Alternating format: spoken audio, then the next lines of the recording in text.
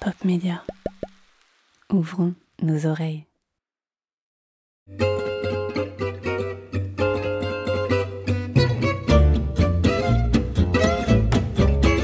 Vous écoutez Les Mains Vertes, une série de podcasts réalisés avec la classe de CAPA, jardinier paysagiste et production horticole du CFA Jurien-Eiffel. Par ce projet, nous voulons montrer que les métiers horticoles et du paysage peuvent être essentiels à la gestion de notre environnement.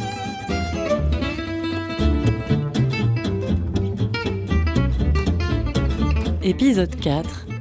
Être formateur spécialisé dans la reconnaissance des plantes. Moi, c'est Mathilde Catroux, je suis formatrice au CFA Jurien-Eiffel depuis maintenant 15 ans. Avant d'arriver ici, je travaillais au lycée de Guérande et encore avant, je travaillais chez un paysagiste dans les Deux-Sèvres où j'y faisais essentiellement de l'aménagement extérieur, création, et de l'aménagement intérieur.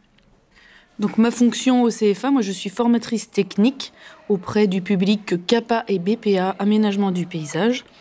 Je fais essentiellement de la reconnaissance de végétaux, des cours théoriques sur la création et l'entretien, et puis également des séances de travaux pratiques auprès des CAP, première année et deuxième année jardinier paysagiste, et les BPA en 2 ans, essentiellement. Alors mon système de travail, c'est un petit peu d'organisation quand même, de façon à arriver sereine en cours, c'est-à-dire que mes cours sont préparés à l'avance, je les relis, je vérifie qu'ils sont bien adaptés à chaque public, et puis parfois une séance se passe très bien avec un groupe, et elle se passe moins bien avec d'autres. Donc là, peut-être que c'est lié au support, finalement, qui n'est pas bon, qui n'est pas adapté au public. Donc on retravaille, on prépare. Il nous arrive aussi d'échanger avec des professionnels de façon ponctuelle, vos maîtres d'apprentissage, avec vous-même.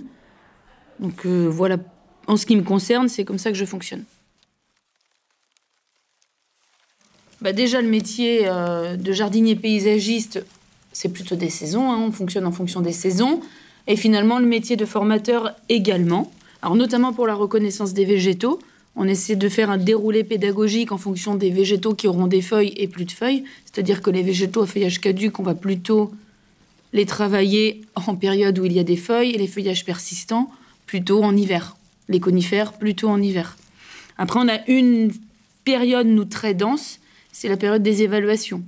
Les évaluations certificatives, donc celles qui vont compter pour l'obtention de votre CAP, et puis en BPA, les périodes d'épreuves en UC. Donc on va dire à partir de janvier, ça commence à être vraiment, vraiment plus dense pour nous et pour vous, puisque vous allez avoir les évaluations, les conseils de classe, les réunions avec les parents formateurs, les rendez-vous en entreprise. Donc c'est vraiment pour nous, je dirais, pour moi en particulier, à partir de janvier. Alors les outils de travail sont nombreux et variés en fonction de la matière que l'on enseigne. Donc sur le terrain, on a forcément le matériel adapté à l'entretien du paysage et à la création. Donc pour les paysagistes, on a l'aire de travaux pratiques, on a des matériaux qui ont été achetés par le CFA ou offerts par des entreprises, plus ou moins partenaires. Donc des pavés, des dalles, des bordures. En matériel, vous avez le matériel de tonte, donc les tondeuses. On a aussi des motoculteurs, des mini-pelles, tracteurs, remorques. Et puis en classe, on est tous équipés d'un ordinateur, déjà. Toutes les classes sont équipées de vidéoprojecteurs, ce qui permet de continuer la reconnaissance des végétaux malgré la météo, parce qu'il est difficile de faire sortir une classe d'apprentis quand il pleut. Il reste paysagiste, mais dans ces cas-là, plutôt paysagiste d'intérieur. On a aussi de nombreux supports créés par Maëva et Romain au centre de ressources, donc des petits jeux pour travailler de façon plus ludique. Ça permet d'accrocher plus facilement les apprentis, notamment les publics de niveau 3. Et puis après, au niveau matériel, je ne vois pas... alors c'est pas matériel, mais par contre, on a un très grand parc avec de nombreux végétaux et une palette végétale diversifiée qu'on essaie d'enrichir tous les ans. Donc, ce qui permet d'avoir un vrai support végétal pour vous enseigner la matière.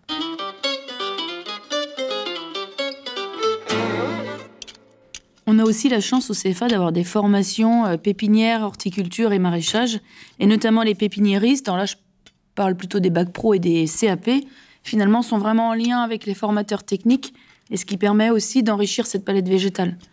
il les multiplie de façon à ce qu'on puisse les planter avec les apprentis sur le terrain. Alors, pour reconnaître des végétaux, il y a vraiment différentes méthodes, façons, et le reconnaître soi et accompagner un apprenti à reconnaître un végétal, c'est un petit peu différent. Dans un premier temps, je dirais qu'il faut observer la plante en général. Sa forme, sa hauteur, sa silhouette, est-ce qu'il a les branches qui vont vers le haut, vers le bas, la couleur de son feuillage à l'automne, l'aspect des feuilles, l'exposition, si c'est plutôt un arbuste, les plantes vivaces. On peut aussi observer sa morphologie, donc étudier la forme du végétal, la disposition des feuilles. Est-ce qu'on est sur des feuilles alternes, opposées? Qu'est-ce qu'on peut dire d'autre? Je demande souvent aux apprentis de toucher. Est-ce que c'est rugueux? Est-ce que c'est lisse? Est-ce que c'est piquant, épineux? Est-ce que le feuillage est odorant? Ça, c'est important. Est-ce que la fleur, quand il est en fleur, parce qu'on va aussi observer les époques de floraison, est-ce que les fleurs sont odorantes? Est-ce qu'elles sont jolies ou discrètes ou insignifiantes? On va observer aussi la forme du feuillage. Est-ce qu'il est lancéolé, ovale? Je cite quelques exemples. Est-ce que c'est une feuille palmée? On peut observer le bord du limbe. La feuille est composée d'un limbe et d'un pétiole. Donc on observe, est-ce qu'il est ondulé? Est-ce qu'il a des petits cils autour? Est-ce qu'il est denté comme le charme? Le lilas va avoir un bord du limbe un petit peu lisse. Le hêtre, on va voir comme des petits poils, des petits cils tout autour. Le houx, on sait tous qu'il est très épineux. Donc on observe tout ça. Profitez de la période pour observer la couleur des feuilles à l'automne. Le copalme est très joli, certains chênes, le tulipier. Il faut aussi regarder l'écorce, qui peut nous dire beaucoup. Par exemple, le bouleau, on va le reconnaître à son écorce blanche. Donc de très loin, même si le bouleau n'a plus de feuilles, on reconnaît sa couleur. Le cerisier, c'est aussi un bon exemple, parce qu'il a une écorce lisse, avec des petits traits horizontaux. Le platane, qui ressemble à un treillis militaire et que l'on voit dans toutes les villes. L'oranger du Mexique, on parlait d'odeur de feuillage, l'oranger du Mexique sent très fort. D'ailleurs, les apprentis détestent tailler l'oranger du Mexique puisqu'il sent vraiment très fort, c'est une odeur de poivre. Le fruit aussi, les chênes, on les reconnaît grâce aux glands, certains ont des longs pédoncules, d'autres non. Est-ce que le fruit va être comestible, comme en ce moment la châtaigne dans sa bogue épineuse? Pour les platanes, vous avez tendance à dire les hélicoptères pour les dissamars. Là, on reconnaît facilement, pas pour le platane, pardon, pour l'érable. Donc voilà, il faut vraiment observer le végétal dans son ensemble, que ce soit sa forme, ses feuilles, ses fleurs et ses fruits. Alors mon végétal préféré, à vrai dire, j'en ai deux. Le lilas des jardins et la pivoine. Alors le lilas des jardins, tout simplement parce que j'en avais énormément dans le jardin de mon enfance. C'est une plante qui me rappelle mon enfance, cette grande maison, la longère, à la ferme, les jeux dehors, en extérieur, avec les voisins, les copains. Et puis surtout, c'est une plante qui fleurit au printemps, ça annonce les beaux jours, ça annonce l'été qui approche. Et c'est une plante très odorante et j'adorais faire des bouquets à la maison de lilas. Et la seconde, c'est la pivoine, avec son doux parfum acidulé.